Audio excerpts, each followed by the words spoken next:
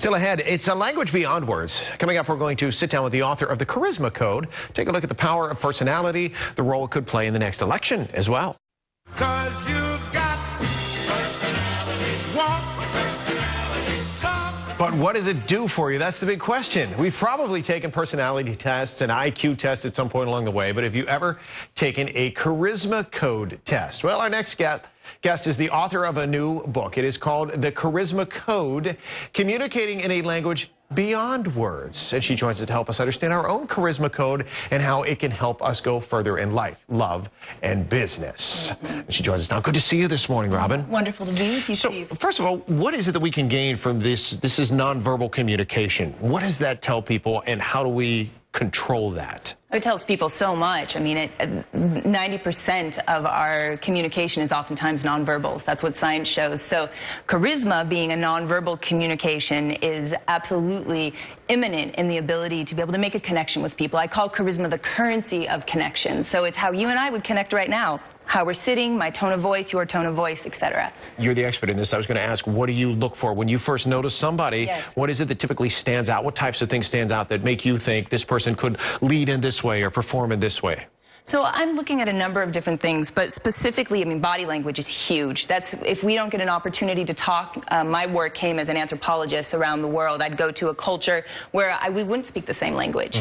And I'd have to identify very quickly, is this a safe person? Is this not? Is this a person that I can connect with, and how? And so I'd be looking at body language, and sometimes I'd mimic them so that they would feel an affinity with me, because my work as an anthropologist was to know them, to understand them. So I'm looking for body language and little just gestures, eye contact, smiles. What is it? What's the mood? What's the feeling that's being presented? We're going to break down in just a minute some examples of some real life people and some of these codes and how they may apply.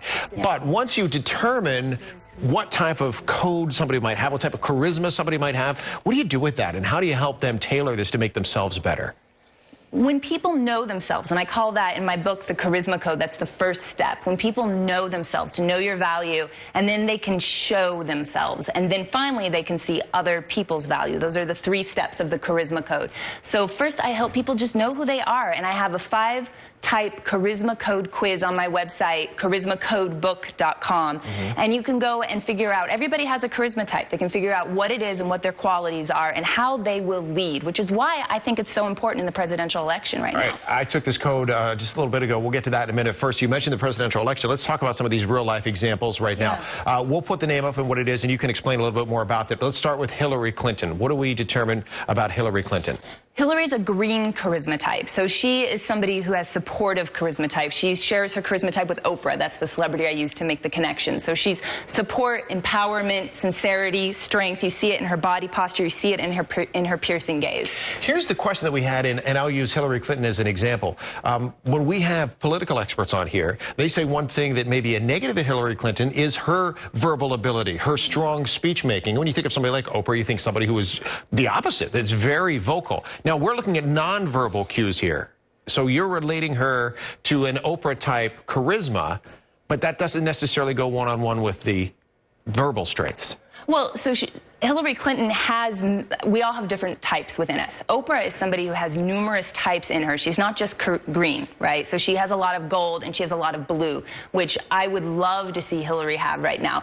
I think that it would help in her verbal presentations in many ways. Okay, let's talk about who she was competing with so much so over the last year, Bernie Sanders. What do we have with Bernie Sanders? Red, and I hear that you just gave it away. Sorry. Well, you do share Bernie Sanders' charisma as well as Martin Luther King Jr.'s charisma. So, and Martin Luther King Jr. is the person who you've picked kind of one person to illustrate each code in the book. Code, yeah. And Martin Luther King is red. Now, you say Bernie Sanders is also red. So what does someone who has this red charisma also have? What do Revolutionaries, they're powerful, they're out in the world. You, sir, probably take action really well. You act on things. You're not sitting back and waiting. You move forward. All right, so that's what we saw with Bernie Sanders. Donald Trump, interesting here. What did you find with Donald Trump? Orange charisma shared with Einstein. So Donald Trump is somebody who is creative, innovative. This is a brilliance, a wackiness. We really don't know what's going to come out of Donald Trump's mouth, do we? No, that is very true. So this would be an orange charisma type. All right, and let's do one more. Let's do our current president, Barack Obama. Marilyn Monroe, blue charisma. Which means what? This means this is somebody who can enchant. So each charismatic type gives a gift, and everyone has a gift. Barack Obama can enchant. This is somebody who is able to be receptive and able to be melodic and receive information very well, and therefore I think is one of his great strengths in his election. All right, and if people are interested, they could take the code for themselves. Again, where can they find this? CharismaCodeBook.com, and remember, everybody has their own charisma type, and we need you in the world. It's the currency of connection, and this world needs good connectors for good collaborators. All right, and there's other information, too, as to what you do with it once you learn your code, how you can make yourself a better person. All right, guys, anybody have a chance to take the quiz? I did. Holly, what'd you Orange. get? You're orange, and what is orange? Einstein. Orange is Einstein. Okay. She's creative. Robin, what are you? Innovative. I'm gold, so the Dalai Lama one. Loving gift. All right. Okay. Did you get yours? I'm still waiting. You're still waiting. I'll take mine in a commercial break. Yeah, do it though. It's interesting. I had a hard time though picking some of my answers. Like I could have been, you know what I mean? Time. They're thoughtful. They're thoughtful, and sometimes I felt like with some of the questions I needed other people to answer for me because maybe I don't necessarily realize. What's great with his question about how do people get it, the first step of the charisma code, 3 parts, is to know your values. So the quiz is designed so that you actually have those inquiries into yourself. Interesting. Yeah. Wow. Excellent. Very interesting. Yeah. Cool. Thanks, Robin. Good. Thank you so much, Steve.